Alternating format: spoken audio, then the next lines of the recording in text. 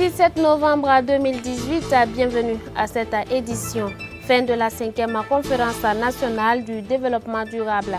La création des emplois autour de l'économie verte a été au cœur des échanges 48 heures durant. Et puis bientôt, la rentrée publicitaire de l'Association professionnelle des entreprises de communication du Burkina Faso. Mesdames, Mesdemoiselles, Messieurs, bonsoir. Merci de suivre les informations sur Canal Vimkwega.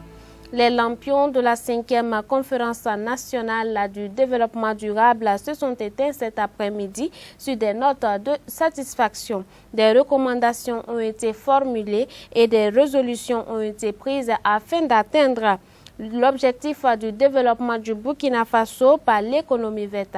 Suivons un extrait du discours de clôture prononcé par le Premier ministre Paul Kabatieba. Il est au micro de Jonas Tondé et de Odette Zouangena. Il faut que le taux de réalisation physique et financière figure en bonne et due forme dans les prochains rapports d'activité afin de s'inscrire dans la logique de la gestion axée sur les résultats. Les rapports des commissions spécialisées sur les infrastructures vertes, sur les emplois verts et les mécanismes de gestion des risques climatiques au Burkina Faso nous ont permis de cerner la situation réelle autour de ces problématiques dans notre pays. J'ai particulièrement apprécié leur contenu et je tiens à féliciter les auteurs des 10 rapports pour les propositions de solutions qui ont été formulées. Et puis l'Association professionnelle des entreprises de communication du Burkina Faso annonce sa rentrée publicitaire qui aura lieu les 28, 29 et 30 novembre prochains à Ouagadougou. Premier du genre, cette rentrée publicitaire a pour thème contribution des publicitaires au développement économique et social du Burkina Faso. Le point de cette conférence de presse avec Moïse Kinda. C'est dans le cadre de l'exécution de son programme d'activité 2018 que Publicitaires Associés organise cette rentrée publicitaire avec pour ambition de magnifier cette belle profession, de célébrer les dévanciers du secteur et surtout d'encourager les jeunes qui rêvent de faire carrière dans cette branche. Publicitaires Associés s'est engagé ardemment dans une grande entreprise de promotion et de viabilisation du secteur de la communication et de la publicité au Burkina Faso il y a plus d'une dizaine d'années. Ce faisant, elle a fait preuve de remarquables capacités de plaidoyer pour un encadrement juridique du secteur de la communication et de la publicité et pour la restructuration du domaine. Certes, des acquis ont été engagés, mais le challenge est titanesque.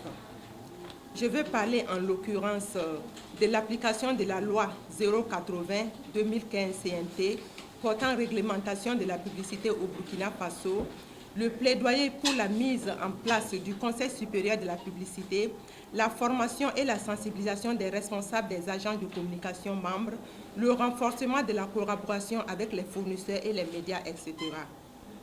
La toute première édition de la rentrée publicitaire qui a pour thème « Contribution des publicitaires au développement économique et social du Burkina Faso » met en avant la part contributive des publicitaires dans la croissance économique de notre pays, mais surtout atteste que la publicité est un élément constitutif d'une économie évoluée et le signe d'une civilisation en progrès. Comme le disait Maurice Paria, dans un article publié par la revue Vente en février 1964, le degré de civilisation d'un pays peut être mesuré par le niveau de ses investissements publicitaires. Notre ambition à travers cette activité est de réaffirmer notre quête perpétuelle de professionnalisme dans le secteur de la publicité. L'objectif général étant d'accroître la notoriété de Publicitaires Associés fêtières des entreprises de publicité du Burkina, des sous-thèmes tels que l'évolution de la publicité au Burkina Faso, communication et sécurité, quelle attitude adopter pour éviter de créer ou alimenter la psychose, publicité mensongère et santé, Attention à votre santé seront développées au cours de cette rentrée publicitaire. Des conférences thématiques, des émissions radio-télé sur les sous-thèmes, des activités sportives et œuvres sociales. Le tout sera bouclé par la nuit de la publicité. L'actualité hors de chez nous, les recherches se poursuivent à Marseille. Sous les décombres des bâtiments effondrés lundi dernier, les équipes de secours ont retrouvé 5 corps. Cependant, les fouilles continuent. Marseille endeuillée, Marseille en colère. Après 2 jours et 2 nuits de recherche, 5 corps, ceux de 2 femmes et 3 hommes, ont été retrouvés sous les décombres de la rue d'Aubagne. Le dernier a été découvert et extrait ce matin vers 6 heures. Et les secours craignent de trouver d'autres victimes dans les ruines des 3 immeubles qui se sont effondrés lundi. Manquent à l'appel 5 habitants et 3 visiteurs du numéro 65 de la rue. L'identification des victimes est toujours en cours. Les habitants de ce quartier très populaire sont en colère. Ils estiment avoir été abandonnés par la mairie. 2 des immeubles étaient condamnés. Le 3e avait fait l'objet de plusieurs alertes. Les pompiers sont déjà intervenus sur cet immeuble qui s'est effondré parce que la cour intérieure s'est effondrée. Ils ont fait évacuer tous les locataires, les gens par la fenêtre. Donc j'ai la vidéo. Voilà, ils avaient bloqué la rue pendant une après-midi. Et aujourd'hui, ben voilà. Mais c'est pas faute de l'avoir dit. Dès la catastrophe, les autorités françaises avaient annoncé que les recherches pourraient durer plusieurs jours, les décombres entassés atteignant près de 15 mètres de hauteur. Nous parlons également d'œuvres artistiques dans ce journal. Dans les rues de Dubaï, les piliers du métro sont transformés en œuvres d'art par des artisans du Pérou et de la République dominicaine.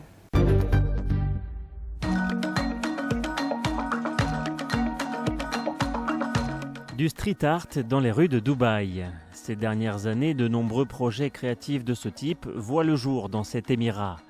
Cette fois, des artistes du Pérou et de la République dominicaine transforment les piliers du métro en œuvres d'art. It's a good idea. It's always good to bring art into the streets and expose people to different works of art and just help out the culture visually. L'initiative est soutenue par le gouvernement des Émirats arabes unis. Sa volonté, faire de Dubaï un musée à ciel ouvert.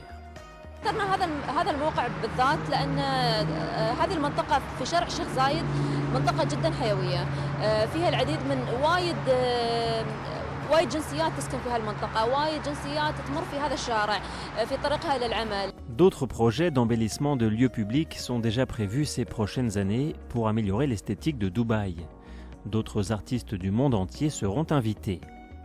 Un zoom spécial dans cette édition sur les femmes héroïnes. Les Nations Unies, dans ses objectifs de développement, espèrent parvenir à l'égalité des genres et à l'autonomie des femmes. Des femmes s'activent donc pour la réalisation de ces objectifs.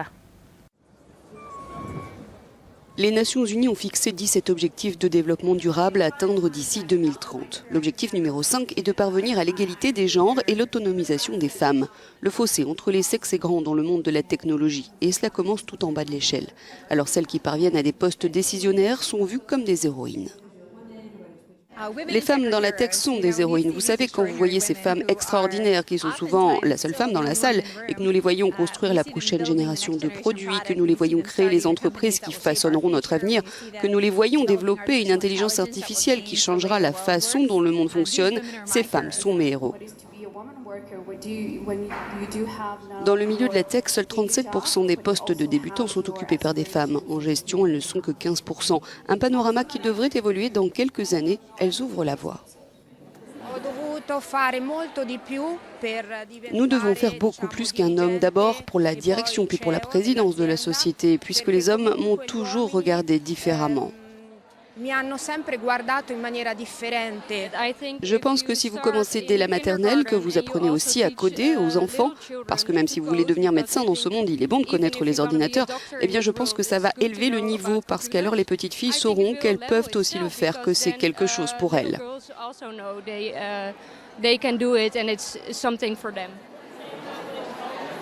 Andrea Martens, chargée du développement des affaires dans une société, est venue au Web Summit de Lisbonne, ce Davos des geeks, avec son bébé dans les bras. Un atout pour elle. Je pense que mon fils m'incite à essayer de me dépasser dans ma carrière, à avoir une meilleure vie. Il se révèle être une grande motivation. Ce mercredi, les World Awards for Women in Technology sont remis pour la première fois à Lisbonne. 13 catégories, de l'art à la justice, de la santé à l'inclusion. Les femmes changent les stéréotypes, un sommet web à la fois. Nous parlons encore des femmes dans cette édition. En Chine, le lauréat du prix Reporters sans frontières de la liberté de presse a été emprisonné pour divulgation de secrets d'État. Et comme par habitude, c'est sa mère âgée de 85 ans qui plaide pour son fils. À 85 ans, Fu Wenxing a dû se déplacer jusqu'à Pékin pour plaider la cause de son fils, en prison depuis 2016. Gravement malade, il ne reçoit selon elle aucun traitement. Elle accuse les autorités chinoises de le laisser mourir.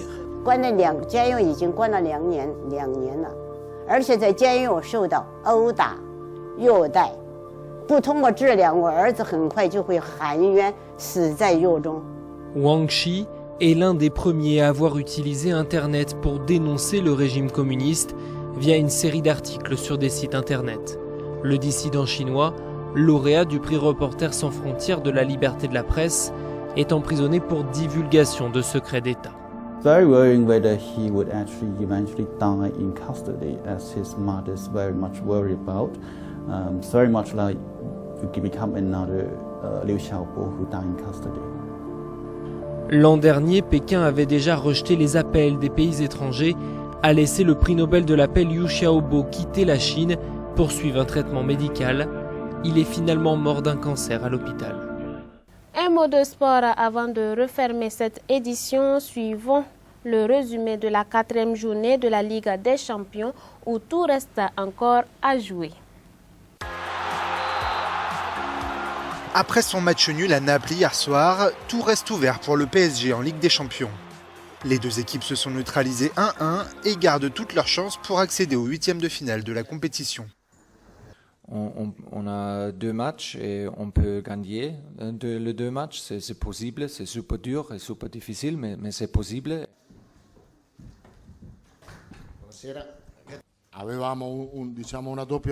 Nous avions une double confrontation contre une des équipes, comme tout le monde le dit, les plus fortes d'Europe. Et pourtant, nous avons réussi à prendre un petit avantage. Et en ce moment, ce n'est pas rien.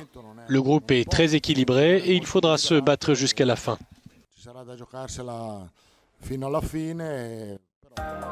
Dans le groupe C, surnommé le groupe de la mort, Paris et Naples sont aux prises avec Liverpool qui s'est fait surprendre hier soir par Belgrade, 2-0. Dans les autres groupes, Monaco est définitivement sorti du jeu après sa lourde défaite à domicile face à Bruges. L'Atlético et le Borussia Dortmund prennent eux une option pour les 8e de finale. La bonne opération est pour Tottenham dans le groupe B. Les Spurs s'imposent face au PSV Eindhoven et peuvent encore rêver à une qualification pour la suite de la compétition. Enfin, Porto et Schalke 04 confirment leur domination sur le groupe D.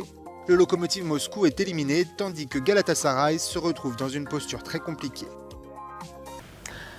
Voilà, nous refermons cette édition sur ces notes de sport.